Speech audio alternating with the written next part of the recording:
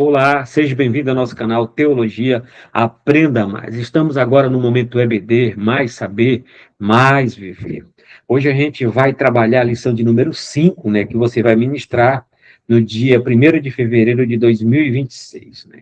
O título da lição é O Deus Filho, né? O Deus Filho. O texto áureo é: Este é meu filho amado, em que me comprazo, escutai. Está registrado em Mateus 17, 5, parte B, né? A verdade prática da lição. Jesus Cristo, o Deus Filho, é a revelação plena do Pai, centro da revelação divina e único mediador entre Deus e os homens, né? É a segunda pessoa da Trindade, o meio de salvação. A leitura bíblica em classe que você vai trabalhar com seus alunos está registrada em Lucas capítulo 1, versículo 31, 32, 34 e 35, e precisamente Mateus capítulo 17, versículo de 1 a 8, né? Que é o texto base ao qual está sendo comentada essa lição, né? O comentarista, como todo, já tem consciência e tem plena ciência, né? O doutor Douglas Batista, né? Que é o nosso comentarista dessa lição, muito bem trabalhada, muito bem escrita, né? A introdução. Ratificamos que a Trindade nos revela um só Deus em três pessoas, Pai, Filho e Espírito Santo. O episódio da transfiguração está registrado em Mateus, capítulo 17, é um dos momentos mais marcantes da revelação da glória de Deus Filho, né? E nele Jesus, a segunda pessoa da Trindade, é exaltado diante de testemunhas oculares, com a aprovação explícita de Deus Pai, né? É o conteúdo que nós vamos trabalhar na lição. Ele não é um personagem entre outros, mas o Deus encarnado, né? Essa lição nos conduz a contemplar a divindade, a centralidade e a missão redentora do Filho de Deus, né? O Filho eterno de Deus, o Senhor Jesus Cristo, né? A palavra-chave da lição, né, é a palavra Cristo, é a tradução da palavra hebraica Messias, que significa ungido, né, que era chamada ungir com azeite de oliva, né? Então, dentro da tradução do hebraico para o grego, aparece o termo Cristo, que significa ungido também, tá? E esse termo que ficou também aqui nas nossas versões, Cristo, né? O Hamashia, o Messias prometido. O tópico primeiro, a divindade do Filho de Deus, né? A divindade, a deidade absoluta, né? Que é a divindade do Filho de Deus. Vamos lá. A concepção virginal de Jesus. A concepção virginal, como todos têm ciência, né? A concepção virginal é uma doutrina central à fé cristã bíblica, né? Diante do cristianismo histórico e bíblico, essa doutrina é inegociável.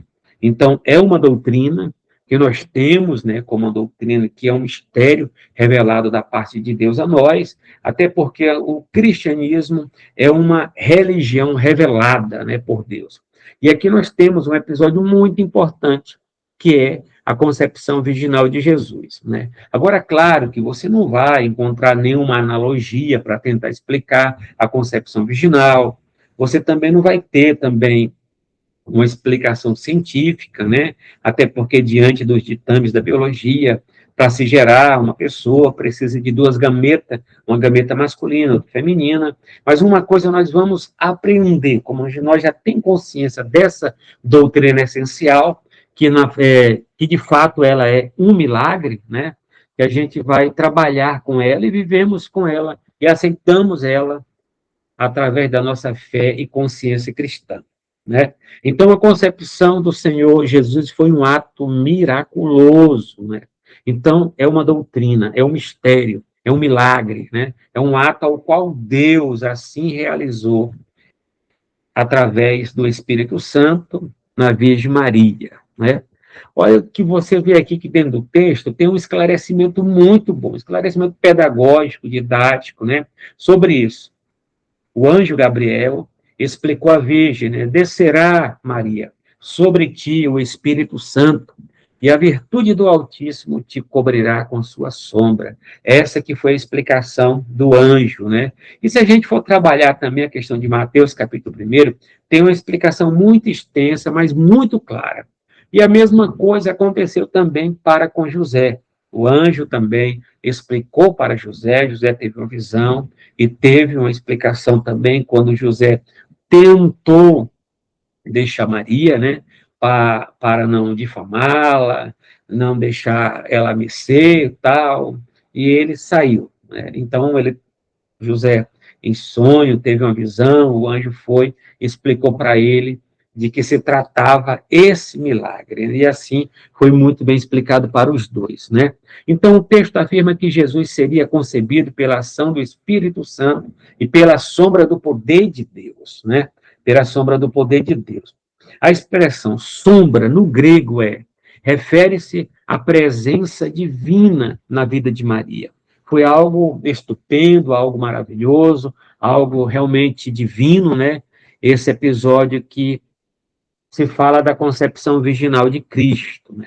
Assim, o Espírito Santo, né, que é Deus, né, o Deus Espírito Santo, é, está vinculado à sombra da virtude, né, o Dynamis, que significa o poder de Deus, né, que vai vir sobre Maria, né? Isso indica que a presença poderosa de Deus repousou sobre Maria, de modo que o menino, concebido pelo Espírito Santo, seria chamado Filho de Deus. Pegando esse contexto aqui, né, alguns unicistas vão dizer o seguinte: olha, quem é o pai de Jesus? Eles vão dizer que é o Espírito Santo. Por quê? A partir do texto de Mateus, acho que eles nem estão olhando para Lucas, né, no capítulo 1, versículo 35. Ele vai perguntar para você que é trinitariano. Ele vai perguntar: quem foi que gerou Jesus no ventre da Virgem Maria?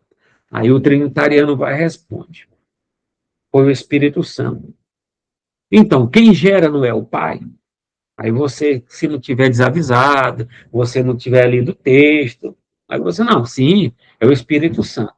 Mas, todavia, biblicamente, não, né?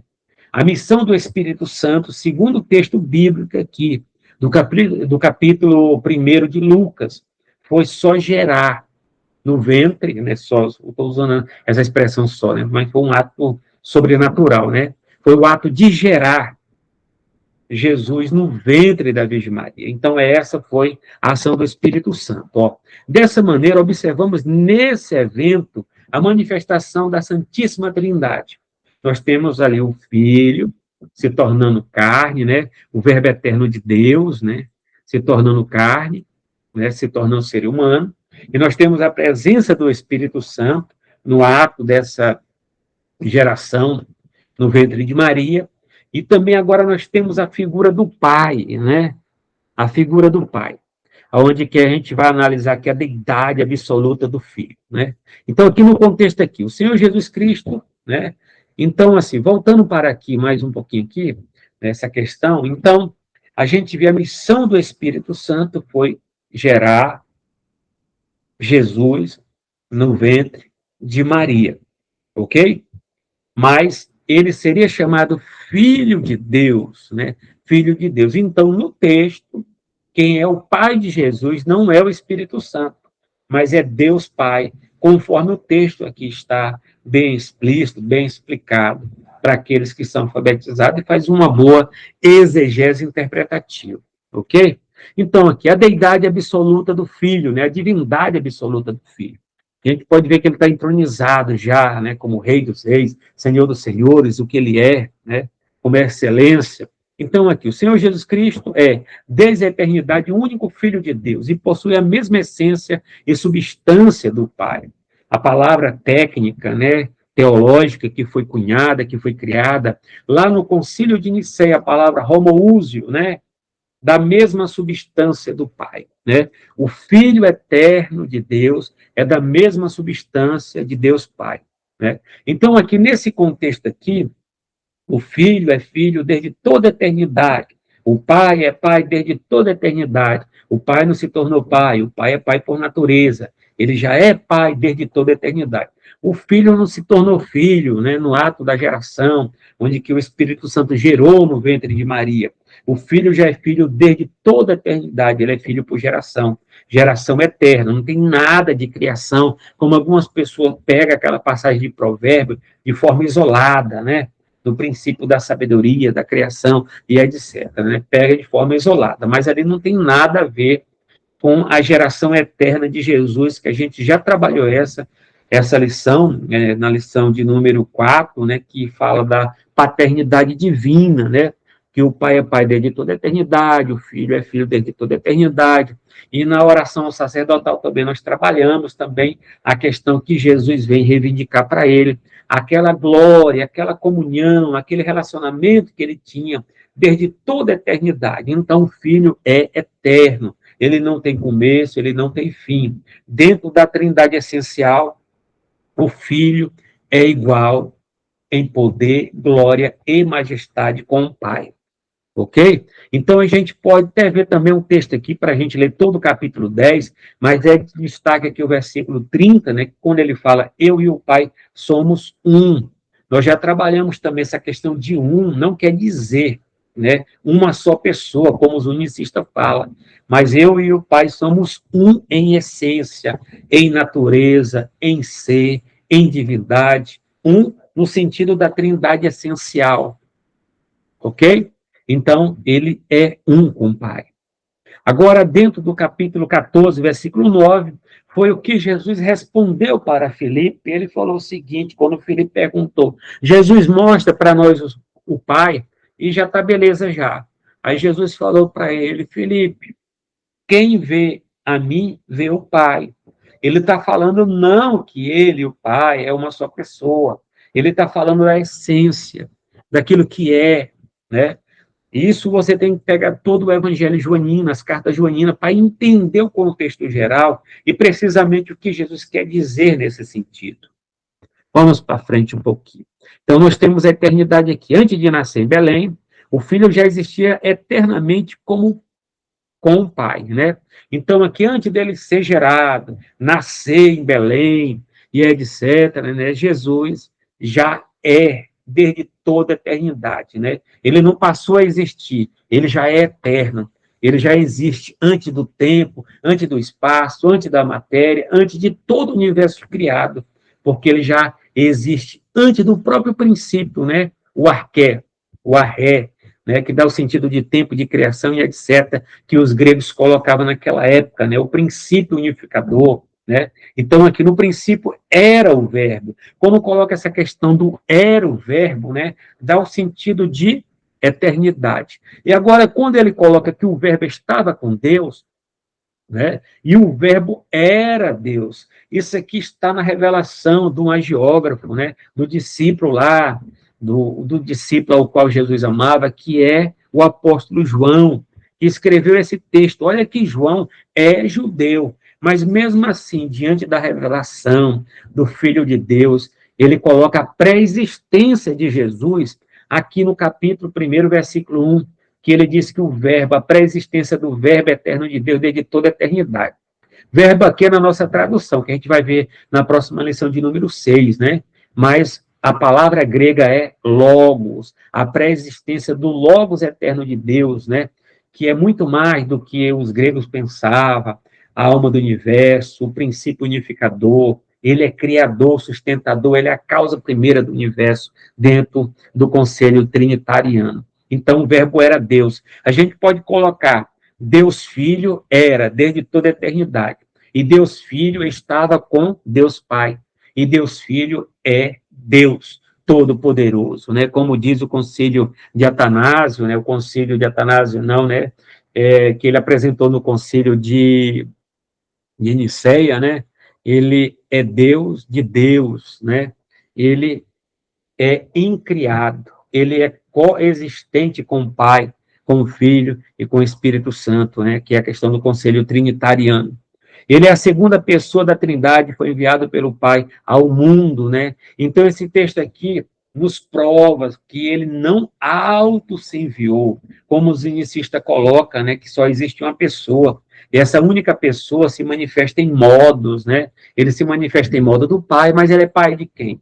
Ele se manifesta no modo de filho, mas ele é filho de quem? Né? Ele se manifesta no modo do Espírito Santo, mas cadê o pai? Cadê o filho?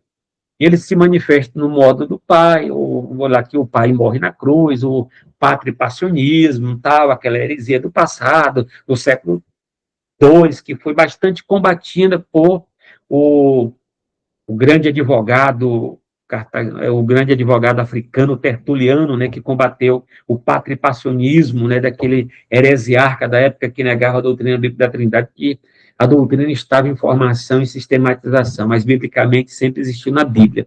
Então aqui a gente vê aqui as duas figuras, o pai enviando o filho, né, enviando o filho. Então quem envia o filho é o pai.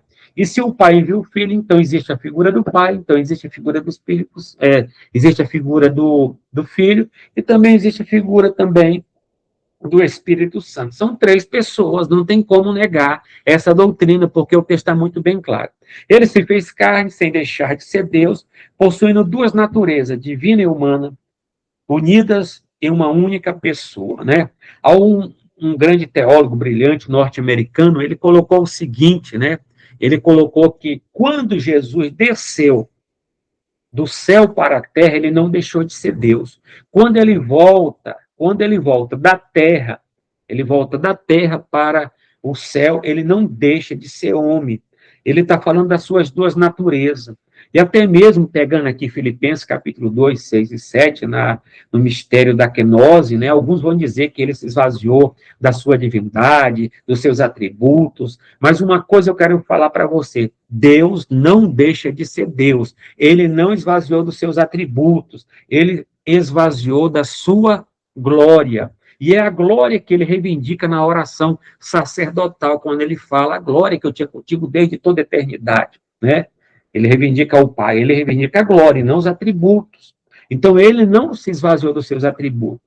Ele tinha os seus atributos, mas ele estava dirigido pela pessoa santíssima do Espírito Santo para fazer para exercer seu ministério de 3 anos, ministério público, etc. É um exemplo que ele nos deixa, né, também, como ele foi direcionado, todo o ministério de Jesus foi direcionado, projetado e dirigido pelo Espírito Santo. A mesma coisa, né, o nosso ministério tem que ser dirigido pelo Espírito Santo, de uma forma tão brilhante que a Trindade nos apresenta, nos dá um exemplo maravilhoso, ok? Então, quer dizer, ele já é eterno, mas ele se torna carne, sem deixar de ser Deus, tá? Então, nós vamos pegar aqui a chamada união hipostática. Essa palavra união hipostática é um termo grego, tá? É um termo grego que foi trabalhada, sistematizada, organizada, definida, né, como uma formulação doutrinária no Concílio de Calcedônia, no ano 451, né? O Concílio de Calcedônia na Ásia Menor é um concílio cristológico e de lá terminou, né, algumas coisas que faltou no Concílio de Nicéia, porque no Concílio de Nicéia, em 325, discutiu a divindade de Jesus.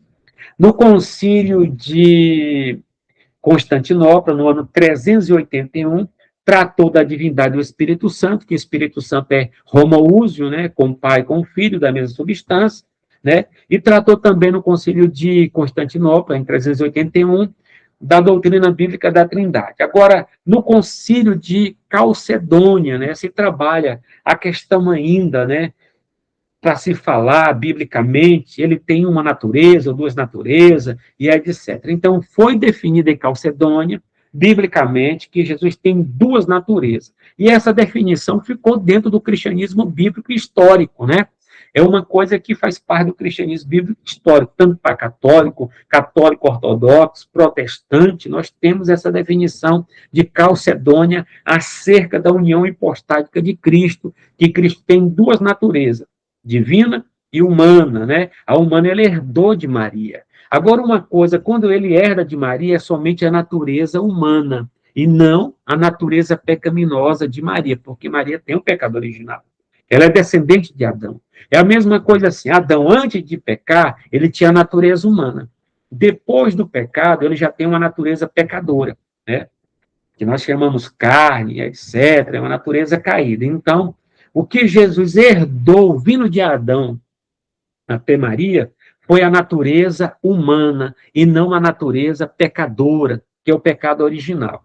Isso foi por isso que o Espírito Santo fez toda aquela obra, sombra, né, para colocar o Filho de Deus, o Deus eterno, no ventre da Virgem Maria. Mas ele recebe dela a natureza humana, né, que é a nossa natureza humana que fomos criados por Deus, ok? Então, aqui no Concílio de Calcedônia se define a chamada união hipostática, a união das duas naturezas em uma só pessoa, que é uma doutrina central da fé cristã, que faz parte da cristologia, né? E a cristologia estuda a pessoa de Cristo, a personalidade, atributos e etc., que nós estamos trabalhando aqui de forma sucinta, resumida, mas eu convido você para entrar no nosso canal Teologia Aprenda Mais e entrar na minha obra lá de teologia sistemática, né? Na nossa playlist Teologia Sistemática, e vai até Cristologia, que lá está bem resumido, mas está muito bem explicado, tá? Então, em Calcedônia, nós temos aqui a união hipostática, e também uma coisa que, corriqueiramente, as pessoas sempre falam assim,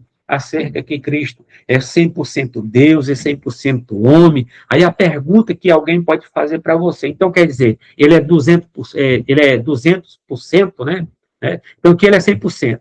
Se ele é 100% homem, 100% Deus, então ele é 200%. Então uma coisa que você vai falar, não, ele é plenamente Deus, ele é plenamente homem. Ele é totalmente homem e ele é totalmente Deus. Outra expressão que você pode estar usando também.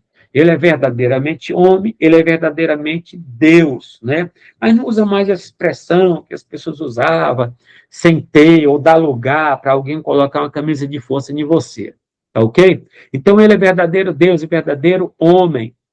Sendo Deus e homem, Jesus é o único mediador entre Deus e a humanidade. Não existe outro mediador, nem Maria, nem Pedro, nem José. O único mediador que a Bíblia apresenta, que está registrado em 1 Timóteo 2:5, é Jesus, o Filho de Deus. Amém? Então, terceiro, os atributos divinos de Jesus. Então, Jesus tem os atributos da divindade, né? Jesus é eterno, né? A questão da eternidade, né? Atributo significa característica, atributo significa aquele que qualifica um ser, né? O ser divino. Então, como segunda pessoa da Trindade, Jesus possui dois atributos essenciais da divindade, né? Entre eles citamos Jesus, a eternidade, né? Jesus não teve começo, pois ele é eterno, né? Então Isaías ele é chamado Pai da eternidade.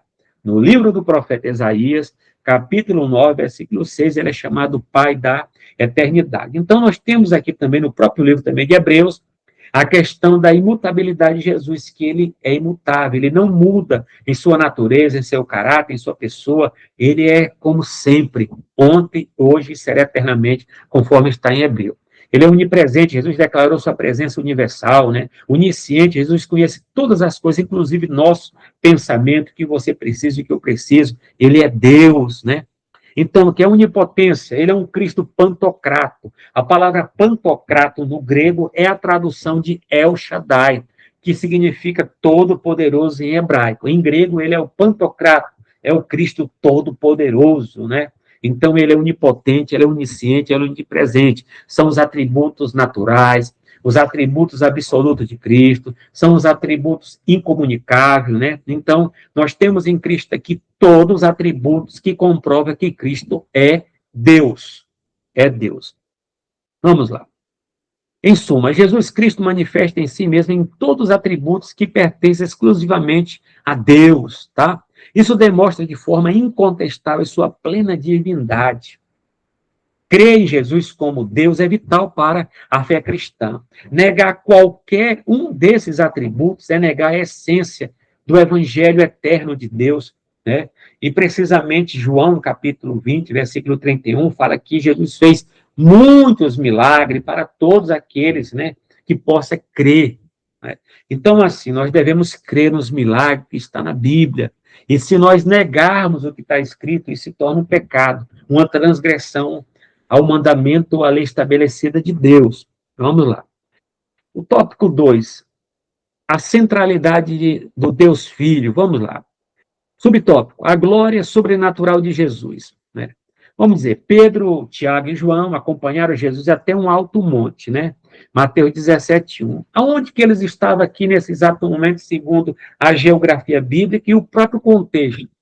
Eles estavam na Cesareia de Filipe. Qual era o monte que mais próximo, segundo a geografia bíblica?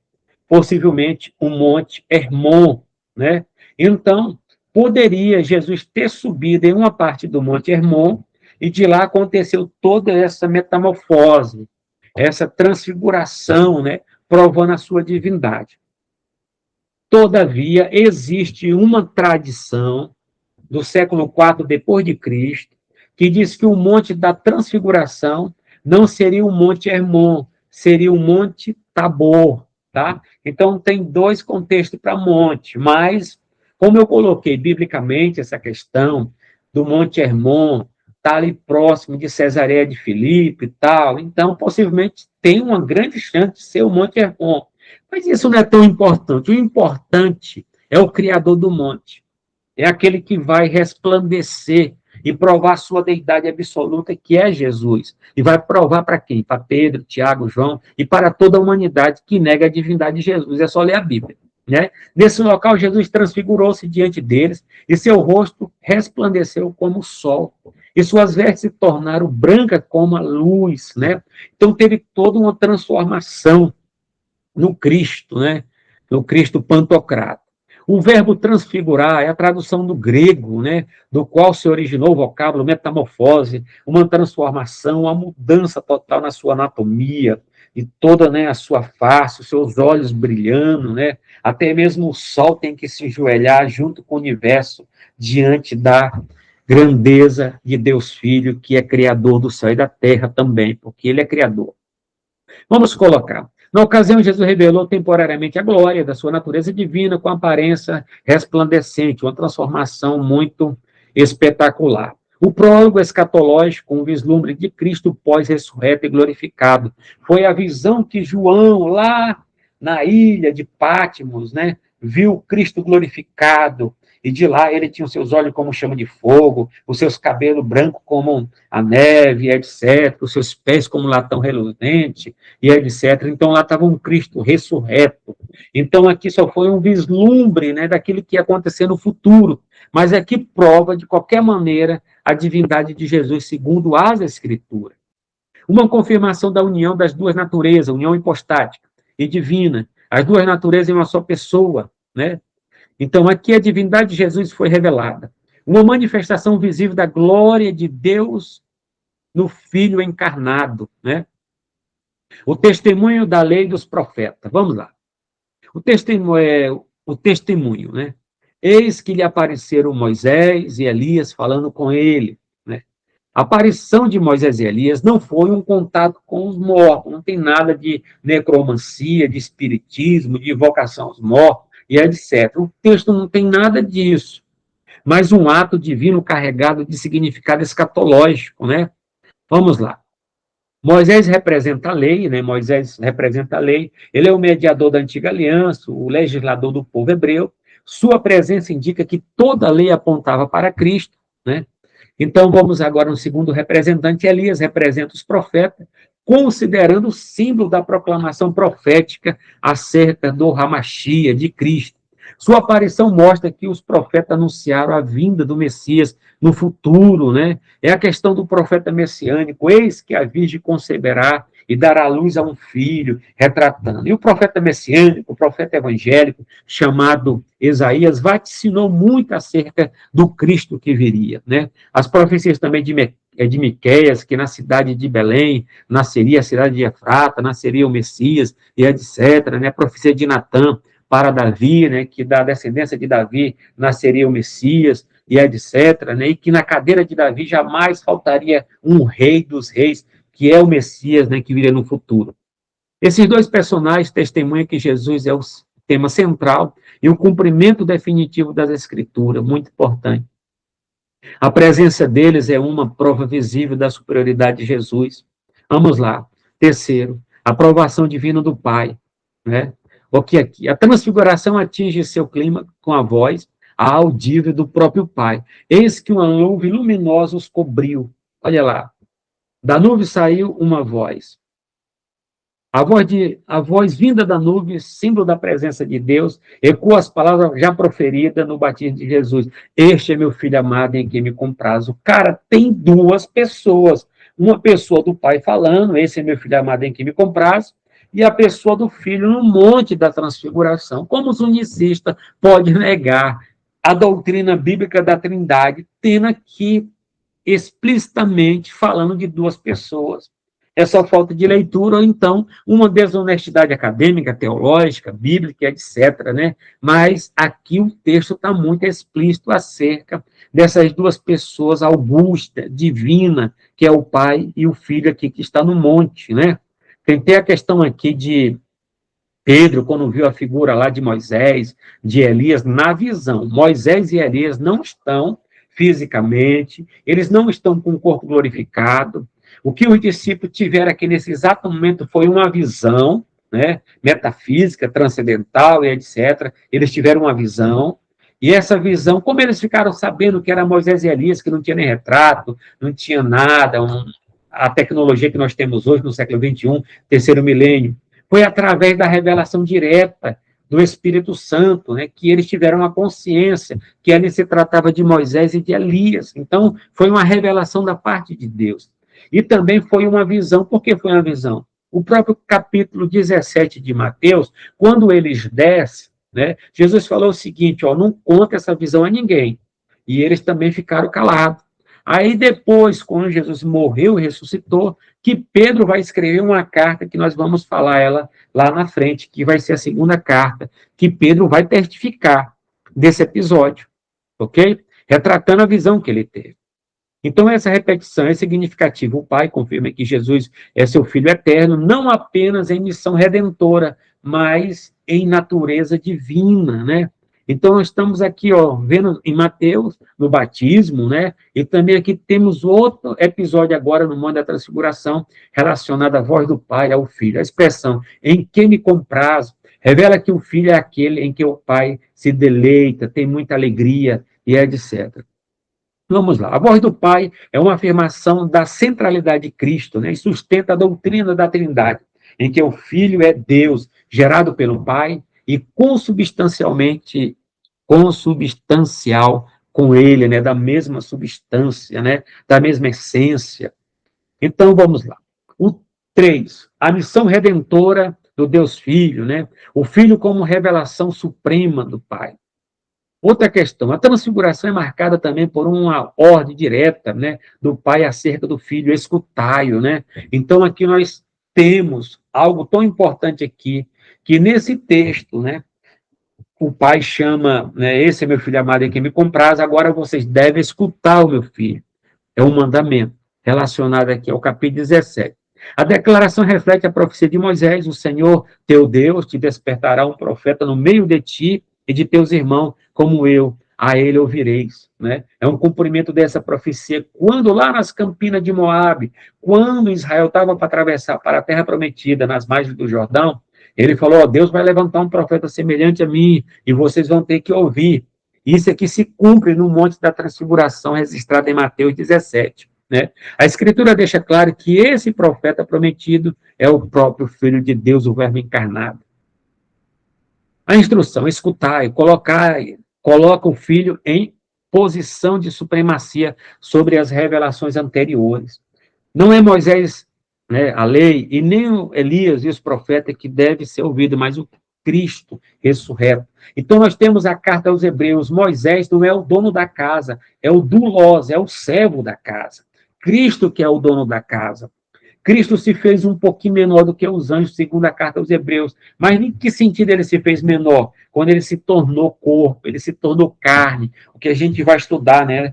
O verbo se fez carne, então ele se torna um pouco menor, porque anjo não morre, anjo é imortal. E Cristo se tornou mortal, ele veio para morrer em nosso lugar, então ele se tornou um pouco menor do que os anjos, isso é claro, né? Agora, com relação ao escritor da carta aos Hebreus, ele diz que Cristo é maior do que a antiga aliança, né? Cristo é maior do que tudo e todos, e a antiga aliança é sombra, Cristo é a realidade, Cristo é a plenitude da revelação. E a revelação bíblica começa no Jardim do Éden, e ela vem de forma progressiva, até chegar em Cristo, que é a plenitude da revelação de Deus, sendo ele maior do que tudo e todos, porque ele é Deus Todo-Poderoso, né? Esse evento sinaliza a transição entre a antiga e a nova aliança, centrada na pessoa de Cristo. Cristo é o divisor de águas, tanto da antiga aliança, que é o Antigo Testamento, né? Como a nova aliança, que é o Novo Testamento. Cristo está aqui como cumprimento. Aquele que estava no Antigo Testamento olhava para frente, esperando o Hamachias, a esperança messiânica. Nós, que estamos no século XXI, terceiro milênio, olhamos para trás, sabendo que ele já veio e nós cremos e esperamos a sua segunda vinda, dizendo: ó Maranata, ora vem, Senhor Jesus. Então é algo tão maravilhoso diante desse texto para se pensar acerca da grandeza e da divindade de Jesus. Olha só, logo, negar Cristo, ignorá-lo ou relativizar a sua voz é rejeitar a autoridade de Deus Pai. Então, nesse contexto aqui, os testemunhos de Jeová, com todo respeito, né, eles saem de casa em casa, né, e eles mesmos sabem que não são filhos de Deus, eles mesmos dizem isso, que não são filhos de Deus, eles mesmos sabem que desde a década de 30, né, Rutherford, que é vamos dizer que era um líder, né, das Testemunhas de Jeová, da Torre de Vigia, colocou uma placa no céu, e aqui só cabe 144 mil, ponto final. Então, tem aqueles que vão morar no céu, que são 144 mil, e o restante, que é a grande multidão, vai ficar na terra, né? Não vão entrar na Nova Jerusalém, no céu do céu. Né? Então, eles saem de casa em casa, mas eles não têm nem coragem de dizer e chamar que eles são filhos de Deus, né? Para eles são errados, mas biblicamente não. Agora, o que é mais absurdo que eles falam é que Jesus é um Deus pequeno, um Deus menor, uma criatura especial da parte de Deus. Isso, biblicamente, é totalmente errado. Né? Ah, mas eles têm a Bíblia, a tradução do Novo Mundo. Eu tenho a tradução do Novo Mundo, que eu vou fazer uma leitura dela na próxima lição, que vai ser a lição de número 6. Mas na tradução de Novo Mundo, diante dos melhores manuscritologistas, né, de grego tal, ela é uma versão reprovada, adulterada, até os termos que no hebraico, que não era para estar, no grego está. Então, é uma tradução totalmente mal feita. Nós temos, assim, o tradutor, que traduz, né, de uma língua, de um idioma para outro, e tem o traidor, que acrescenta algumas coisas e modifica. É o caso da tradução do Novo Mundo, com todo respeito. Mas aqui nós temos, biblicamente, o que está na nossa lição, o que está na Bíblia: rejeitar Cristo como Filho de Deus eterno é rejeitar todo o projeto da salvação. Isso é muito preocupante, é um problema, né? Então, 2, a exclusividade de Cristo na redenção. Redenção significa o pagamento de um resgate, né? Após a visão de Cristo, a transfiguração, a Bíblia declara: erguendo ele os olhos, ninguém viram, senão o Filho, né? Ficou aquela questão lá de Pedro: eu vou fazer uma barraquinha aqui, né? Um tabernáculo, vou fazer 3, uma para Jesus, outra para Moisés, para Elias. E quando eles levantaram para ver, porque não aguentavam ver a glória de Cristo, quando eles olharam para frente, só tinha um Cristo, né? Transfigurado, poderoso, né, que é muito maior do que Moisés e Elias, né? Então, realmente eles vão contar essa história lá na frente. Essa afirmação encerra uma verdade fundamental: Cristo é absolutamente único e exclusivo na obra da redenção, né? A presença de Moisés e Elias cessou, restou apenas Cristo, né, como a conclusão de tudo. Ele é o cumprimento da lei dos profetas, Mateus 5,17. Toda a escritura aponta para Cristo, né? Toda a escritura aponta para Cristo. Então, e Cristo não é meramente um profeta, ele é Deus revelado, resplendor da glória divina. Ele é o único mediador entre Deus e os homens, né? Seu sacrifício é plenamente suficiente para reconciliar o pecador com Deus. Diante da sua majestade, toda figura da antiga aliança se desfaz, somente Jesus permanece, né? O aprendizado aqui do discípulo. A revelação da glória de Cristo ressurreto foi também um evento pedagógico para o discípulo. A experiência os fortaleceu para o futuro, o sofrimento de Jesus. Mais tarde, Pedro reconheceu o episódio como evidência incontestável da majestade de Jesus. Mas nós mesmos vimos a sua majestade, quando da magnífica glória lhe foi dirigida a seguinte voz: esse é meu filho amado em quem me tenho comprazido. Pedro resiste a isso na sua segunda carta, no capítulo 1, versículo 16 e 17. Jesus falou lá no capítulo 17, lá de Mateus: não conta essa visão, foi uma visão.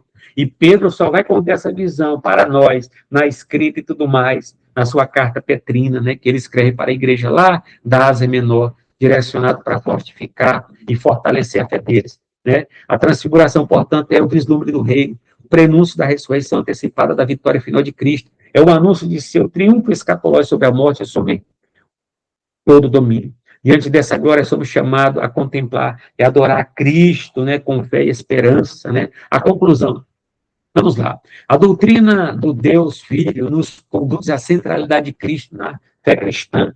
Sua divindade, glória e missão redentora revela o coração do Pai e o agir do Espírito Santo. Ele é o Verbo eterno de Deus feito carne. O único que pode reconciliar o homem com Deus é nosso Salvador. Por isso, devemos reconhecê-lo como o Senhor absoluto, prostrar-nos em adoração, ouvi-lo e segui-lo em obediência, reverência e gratidão. Né? Então, Cristo é a única esperança para a humanidade de salvação. Ele disse, né, eu sou o caminho, a verdade e a vida. Ninguém vem ao Pai a não ser por Cristo.